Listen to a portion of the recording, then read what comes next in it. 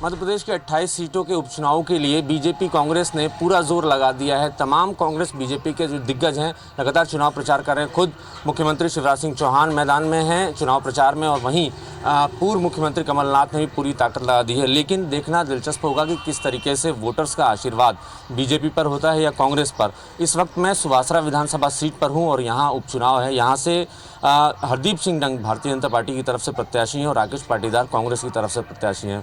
चुनावी चौपाल सजी हुई है, आप देख सकते हैं। ये सुवासरा विधानसभा सीट की तस्वीरें हैं। जगह जगह ग्रामीण क्षेत्र हैं हों या चाहे शहरी क्षेत्र हों, हर जगह इसी तरीके से बुजुर्गों की चौपाल लगी हुई है। तमाम तरीके से डिस्कशन चल रहा है कि आखिर कौन जीतेगा और सत्ता के सिंहासन पर कौन बैठेगा। 3 तारीख को वोटिंग होनी है। हम भी इस चौपाल में शामिल हो रहे हैं और चौपाल में शामिल होने के साथ साथ बुजुर्गों से बात करेंगे। इन्होंने तमाम चुनाव सुवासरा में देखे हैं। मध्य प्रदेश के सुवासरा सीट पर पहली बार उपचुनाव यहाँ के लोग देख रहे हैं। क्या स्थिति लग रही है सर? पहली बार उपचुनाव आप देख रहे हैं सुवासरा में, आज तक उपचुनाव नहीं हुआ।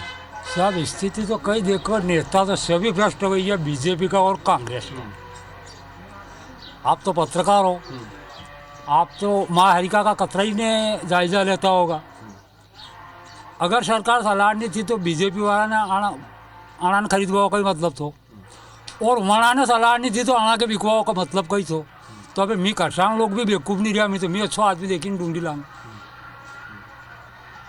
दी तो हरदीप की कहा ना, नहीं वणा की कहा। भ्रष्ट तो दो ही पार्टी का नेता। हाँ, दोनों ही पार्टी में बिल्कुल भ्रष्ट। बिकने का मतलब कही है और खरीदवा का मतलब कही है। मतलब जन पैसा हुई सरकार चलाड़ेगा, पैसा वाला सरकार चलाड़ेगा। वोट को तो मामले ही नहीं लोगे। मारो पैसा है, मुँह आई थी खरीद लूँ, हमारी सीटें बया लूँ, आई थी मुँह खरीद ले, वही सीटें बया लूँ। वाय तो दिया तो वही वोट को मामलों के आप देखी रिया कतरा घूमी रहा। वोट न वोट जो सरकार थी सरकार हरदीप आ गया इस्तु भी दी दो तो करे बेड़ू तू पार्टी छोड़ी न मन में नहीं जान तू। वो क्या है कि मैं आपके लिए क्यों, आपके हित के लिए क्यों, तो फिर घर बेड़ू तो इस्तुप दे। सही है गलत है कहीं मतलब तो इन पार्टी का।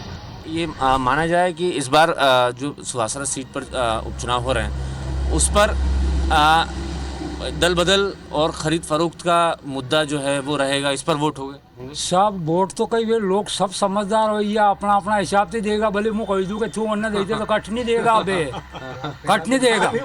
सब समझदार हो या आप बच्चा से पूछो तो आप आपको घर को कर लो, मैं माँ घर को कर लाना। मानते हैं इस बार दल बदल और जो पैसा रुपया बटा है, जो आरोप लग रहे हैं, इस पर लोग वोट करेंगे कि यहाँ के जो मुद्दे हैं, विधायक यहाँ से हरदीप सिंह डंग रहे हैं, कि उनके जो उन्होंने जो काम किए हैं उस पर वोट होंगे। देखो उनके ऊपर विश्वास नहीं करिए लोग। हरदीप सिंह तो विश्वास ठीक होगा। क्यों कि 2 चुनाव थी किसी नेता के, हरदीप खुद उनकी पर्सनल व्यवहार थी जीत रही, उन लोगों ने विश्वास कर लिया। तो फिर बेटिंग करनी थी लोगों की। पूछ दूँ तू कि मैं इस पार्टी छोड़ने उस पार्टी में जाऊँ क्या, पूछने तू जायजो लेने आओ ने इस्तीफा दे दो। माती पूछवा थोड़ी आया था कि मैं पार्टी बदलाऊंगा। आपको क्या लगता है? देखो, मैं भारतीय जनता पार्टी का 45 साल पुराना कार्यकर्ता हूँ। इस गांव में सबसे पुराना कार्यकर्ता हूँ मैं हूँ। मैं हर परिस्थिति में पार्टी के साथ था, पार्टी के साथ में हूँ और पार्टी के साथ में रहूँगा। रही बात मतदान की, इस बात में हमारा मतदान पूरा अलग ढंग का रहेगा। हम पार्टी में थे, पार्टी में हैं, पार्टी में रहेंगे। हमारा पार्टी हाईकमान का जो चलेगा वो उस बीच में है, लेकिन मतदान का इस साल में हमारा रूप पूरा अलग ढंग का रहेगा। हरदीप सिंह डंग कांग्रेस से भाजपा में आ गए हैं। आप जैसे जो पुराने कार्यकर्ता हैं, आपने बताया 45 साल हो गए आपको पार्टी में, ऐसे तमाम और लोग हैं बीजेपी के, वो कैसे स्वीकार करेंगे हरदीप सिंह डंग को? लग रहा है स्वीकार कर पाएंगे? हम कैसे स्वीकार करेंगे उसको? हमसे अभी तक उसने आकर के ये भी नहीं पूछा कि तुम क्या हो। हमने हमारे सरपंच महोदय और हमारे गाँव में बुला करके उससे 5 काम करवाने की कहा था, 5 में से 1 भी नहीं हुआ। ये मंत्री बनने के बाद की बात? ये मंत्री बनने, उसका एक काम था कि किसी का ट्रांसफ़र कराना हो तो करवा दें, अगर आप कर लो, नहीं करते हैं तो ठीक है, अपने पास जेब में पैसे आ जाना चाहिए। हमने इससे और ज़्यादा कुछ नहीं करा, हमारा काम कुछ भी नहीं करा उसने। 5 काम में से 1 भी काम अगर वो कर देता ठीक है। हमारे सरपंच महोदय से कहा था कि हनुमान जी गया मैं, आप सीसी बना देना, मैं चद्दर डलवा दूंगा। उसके बाद में आए नहीं, कोरोना में डल गया। हो सकता है वो कोरोना में मर गया कि जिंदा है, हमें तो मालूम ही नहीं है। कर्ज माफ़ी भी बड़ा मुद्दा है। लोगों को, किसान को कहीं भी नहीं कहा था कि हमारा कर्ज माफ़ करो। ये मुद्दा उनका था। उनको 40 मुद्दे रखे, 40 में से 1 में से खरे नहीं उतरे। दूसरी बात ये, कमलनाथ जी का कहना था कि हम एक सप्ताह भर में 8 महीने में भी कर्जा माफ़ करना था लोगों को, क्यों लोगों को बेवकूफ़ बनाया? मेरा 1 रुपया भी माफ़ नहीं हुआ कहीं से।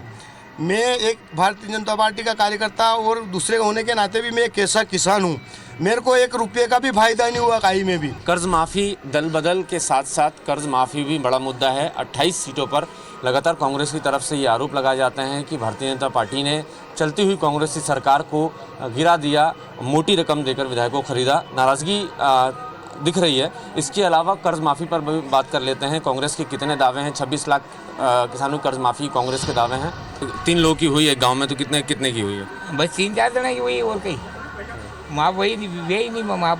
कांग्रेस ने कह रही है कि 2 लाख तक के किसानों को कर्जे माफ़ किए हैं। 2 लाख क्या दिखा जाए? 1 लाख तक के हुए। क्या 2 लाख तक? झूठ आपको कितना होगा? 1 लाख तक के हुए। कहाँ के हुए? कितने लोग के हुए? कुछ टोटल जो 1 लाख का कर्ज के अंदर था टोटल के हुए। हुए जो कांग्रेस कह रही है कि 26 लाख किसानों कर्ज माफ़ हुए हैं। हमारे कम से कम हमारा गांव में कम से कम तो 80% किसानों को कर्ज माफ हुए। अच्छा, हाँ। तो इस चुनाव में कर्ज माफ़ी का मुद्दा रहेगा? लगता है आपको कर्ज माफ़ी के मसले पर वोट नहीं, पड़ेगा? मसला हुआ 1 लाख, अगर सरकार रहती तो 2 लाख तक ही करती। हाँ, हुआ 1 लाख तक, 80% किसानों का कर्जा माफ हुआ। तो उपचुनाव की नौबत क्यों पड़ी? सरकार जब अच्छी चल रही थी, क्या लगता है आपको? मुद्दा ये भी रहेगा एक तो गेहूं के बोनस का, और एक मुद्दा ये भी रहेगा कि जो मुआवजा मिला वो मुआवजा 25% मिला है। 75% मुआवजा अब तक किसानों को नहीं मिले। प्रधानमंत्री फसल बीमा हाँ, नहीं, प्रधानमंत्री फसल बीमा का नहीं, जो मुआवजा सरकार ने कहा था। अच्छा, हाँ, जो गत साल 2019 का। अच्छा, हाँ, नुकसान वाला। पाला। हाँ, वो 25% दिया है सरकार ने केवल, ना तो बीजेपी ने दिया है वो, ना जो अभी जब बीजेपी आई ना, कांग्रेस ने जो 25% दिया था वो 75% रहा था, वो बीजेपी अब तक नहीं दिया वो। उसका ना तो कांग्रेस के ना बीजेपी नाम निशान नहीं ले रहे। ना गेहूं का बोनस जो 160 रुपये बोनस रहा था नहीं, वो अब तक नहीं दिया। मेरे साथ और भी लोग हैं, उनसे बात करते हैं। आपको क्या लगता है कि इस बार आपकी सीट पर सुवासना पहली बार उपचुनाव हो रहा है? देखो, पार्टी तो दो ही काबिल नहीं है, जो वादे करते वो पूरे करते ही नहीं है।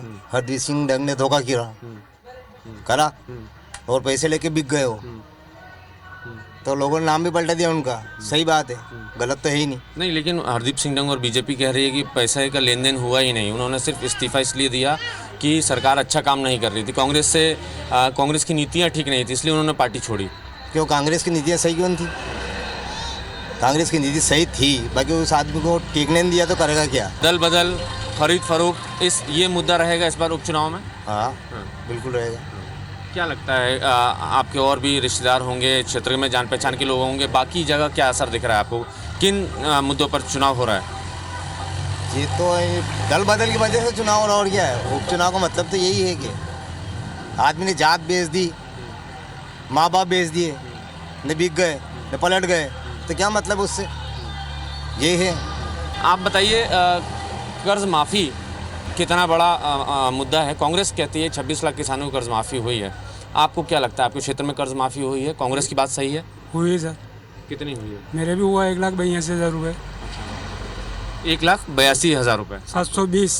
720। लेकिन भाजपा क्यों नहीं मानती? भाजपा बार बार कह रही कर्ज माफ़ी हुई नहीं है, कांग्रेस झूठ बोलती है। ये मान दिया नहीं मान दिया, हमारे तो हुए, हमारे यहाँ पे हुए पैसे। ये हरदीप सिंह डंग ऐसा बोलते हैं कि कर्ज माफ़ी नहीं हुई है? हुई बोलते हैं नहीं, हुई माफ़ी, कर्ज माफ़ी हुई। और आपके जो बीजेपी के जो प्रत्याशी हैं हरदीप सिंह डंग, वो मानते हैं कर्ज माफ़ी हुई है? ये वो कहाँ मान रहे हैं, वो नहीं मान रहे। 6 महीने पहले तक तो मान रहे थे वो। जी, अब अचानक अब नहीं मान रहे, अब नहीं मान रहे, पार्टी छोड़ने के बाद नहीं मान रहे। पार्टी छोड़। वोट देंगे राकेश पाटीदार को देंगे और कमलनाथ जी सरकार। लेकिन वो तो मंत्री हैं, मंत्री बन गए हैं उन्होंने। मंत्री भी बन गए, बाकी वो संतरी से भी गए होते हैं। हाँ, संतरी जो रहते हैं ना, आप पहचान दो, हमारे गांव की भाषा हम बोलते हैं, उनसे भी बेहतर आदमी है वो तो ये कहते हैं कि मैं मैं पार्टी इसलिए छोड़ी कि इस क्षेत्र से एक मंत्री की ज़रूरत थी और भाजपा सरकार में वो मंत्री इसीलिए बने। वो मंत्री बने पर करा क्या उनने? इतनी फाइलें पड़ी उनके घर पे, ये बालक 4 बार जाके आया उनके घर पे, बाकी एक भी बार सुने ना किसी का काम करा उनने, तो क्या मतलब उस आदमी से? मंत्री बनाया नहीं के बराबर, ट्रांसफ़र नहीं कर सके किसी के, छोटे मोटे काम तो करे नहीं उसने, बस तो फिर क्या मतलब है? मैं पूछ लेता हूँ, आप क्या नाराज़गी है? आप भाई साहब आपके बता रहे हैं कि आप गए वहाँ पर, आपके काम नहीं हुए। हाँ सर, जो अपने सत्य की बात करता है, मैं सत्य की लड़ाई लड़ रहा था तो मैं सत्य में साथ नहीं दिया उन्होंने। उसके बाद रही बात कर्ज माफ़ी की, कर्ज माफ़ी का उनके मंत्री जी है कमल पटेल जी, मध्य प्रदेश शासन के, उन्होंने खुद जयवर्धन जी के बयान पर 70 लाख किसानों कर्ज माफ़ी की बोला कि कांग्रेस ने कर्ज माफ़ किया। तो हम कैसे मान लें कि भाजपा बोल रही, जबकि उनके मंत्री जी बोल रहे हैं कि कर्ज माफ़ किया, तो कैसे मान लें हम कि कर्ज माफ़ नहीं किया? उनके ही मंत्री जी है वो, दूसरे तो है ही नहीं। आप युवा भी हैं और इस क्षेत्र में युवा काफ़ी बड़ी संख्या में बेरोज़गार हैं और ख़ासकर ये कोरोना संकट के बाद और बेरोज़गारी बढ़ी है। भाजपा की तरफ से कुछ ऐसा आपसे वादे किए जा रहे हैं कांग्रेस की तरफ से कि युवाओं को रोज़गार देंगे, आप ही के क्षेत्र में आप लोगों को कहीं बाहर नहीं जाना पड़ेगा? भाजपा की सरकार हमने 15 साल से देख ली, उससे पहले अपन को पता ही नहीं था। 15 साल में वो तो पता है कि कितने को रोज़गार मिला, कितने को नहीं मिला। अभी जो कांग्रेस की सरकार बनी थी 10 महीने तो कुल मिले उनको काम करने के, उसके बाद भी वो रोज़गार की पूरी तैयारी कर रहे थे। कमलनाथ जी एक अच्छे व्यक्ति है, कोई दिक्कत, उन्होंने छिंदवाड़ा का विकास देखा हमने, 9 साल का 9 बार सांसद रह चुके हैं वो, तो इसलिए हमारे कमलनाथ जी पे विश्वास है कि वो कुछ युवाओं के लिए करेंगे। ज़ाहिर है मध्य प्रदेश में चुनाव की सरगर्मियां शबाब पर हैं।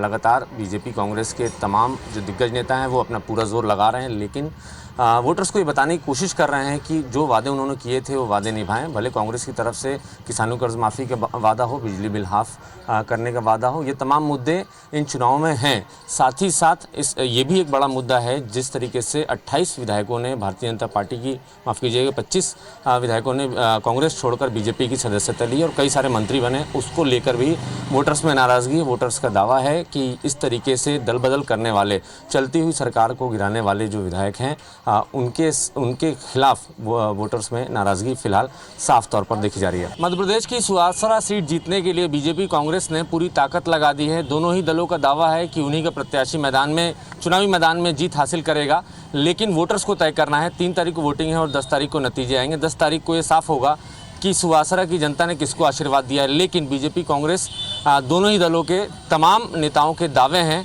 कि उनका प्रत्याशी जीतेगा और उस जीत के क्या मायने होंगे, इसको जानने के लिए आज हमारे साथ सुवासरा सीट पर बीजेपी और कांग्रेस दोनों ही दलों के तमाम नेता हैं। उनसे बातचीत करेंगे और जानने की कोशिश करेंगे कि मध्य प्रदेश की सुवासरा सीट से कमल खिलेगा या फिर पंजा एक बार फिर मजबूत होगा। मेरे साथ इस तरफ भाजपा के लोग हैं और इस तरफ कांग्रेस के लोग हैं।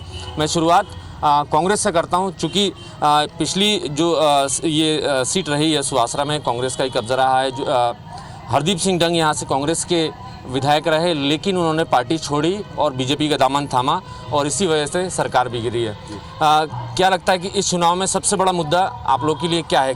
किस बात को लेकर वोटर्स के बीच जा रहे हैं आप लोग? सबसे बड़ा मुद्दा तो गद्दारी का है। जिस तरीके से 90,000 से ऊपर वोट मिले हैं हरदीप सिंह को गए चुनाव में, तो 90,000 से ज़्यादा वोटर्स के साथ उन्होंने गद्दारी करी है। तो सभी वोटर्स उसका बदला लेने के लिए उतारू हैं और कहीं ना कहीं जैसा हमारा उम्मीदवार युवा और पाटीदार समाज से है, पाटीदार समाज एक बीजेपी का वोट बैंक था, तो वो कहीं ना कहीं टूट के पूरा का पूरा कांग्रेस में आ रहा है, तो ये फ़ायदा कांग्रेस को मिलेगा।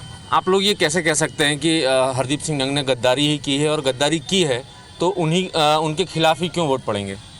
देखिए, अगर हरदीप सिंह जी को पार्टी छोड़ के जाना ही था तो कहीं ना कहीं सुवासरा विधानसभा में भी रह के वो पार्टी छोड़ सकते थे, पर कहीं ना कहीं बाहर जाके उनने जो बेंगलोर के होटल में जाके जो सौदा किया है वो कहीं ना कहीं क्षेत्र की जनता जानती है। ऐसे आप लोग को लग रहा है कि क्षेत्र की जो जनता है, जो मतदाता हैं, वो ये मान रहे हैं कि हरदीप सिंह डंग ने गद्दारी की है, जो आप लोग का दावा है? हम मानते हैं कि हरदीप सिंह डंग ने बहुत ज़्यादा। आपके मानने से क्या होता है सर? मतदाता कैसे? मतदाता मानते हैं कि हरदीप ने गद्दारी करी है, वो कांग्रेस के भी साथ गद्दारी करी है और आम मतदाताओं के मन में ठेस पहुंची है। उसने बीजेपी ज्वाइन करी, उससे आम मतदाता, आम काश्तकार जिसको समय पे मुआवजा मिला, क्षति का पैसा मिला, सबसे पहले कमलनाथ जी के पैसे दिए। उसके बाद भी वो सब कहता है कि मुझे कमलनाथ जी ने समय दिया। समय क्या दिया? सबसे पहले पूरे प्रदेश में सबसे पहले उसने कमलनाथ जी ने उसका समय दिया, और कमलनाथ जी के 1 मिनट बात भी नहीं करते। जब 3 घंटे तक वो हेलीकॉप्टर में बैठ के उनके साथ घुमा, वो कैसे कहता है कि घंटे में ऐसे बात नहीं करते? अपने हरदीप 100% झूठ बोलता है, लोगों को बेवकूफ़ बना रहा है, हम चाहते हैं कि वो नहीं जीते।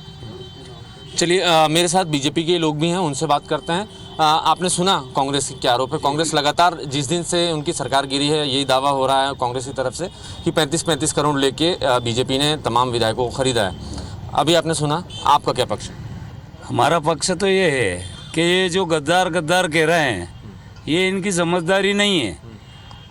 कोई भी व्यक्ति विधायक तभी बनता है कि जनता जनार्दन उसके साथ रहे, और जनता जनार्दन उसके साथ थी तो भी वो विपक्ष में पूरे संसदीय क्षेत्र में 1 सीट लाया। और जब उसके साथ जब कर्जा माफ़ी, समूह माफ़ी, न जाने क्या क्या पब्लिक से वादे किए और वो पूरे नहीं किए, और जनता जब उसको घेरने लगी तो वो जनता का विधायक था, न कि किसी पार्टी का। ये सोचकर उसने जनता के साथ वफादारी कर त्यागपत्र दिया है। कर्ज माफ़ी एक बड़ा मसला है। कांग्रेस कह रही है 26,90,95,000 किसानों कर्ज माफ़ी हुई है।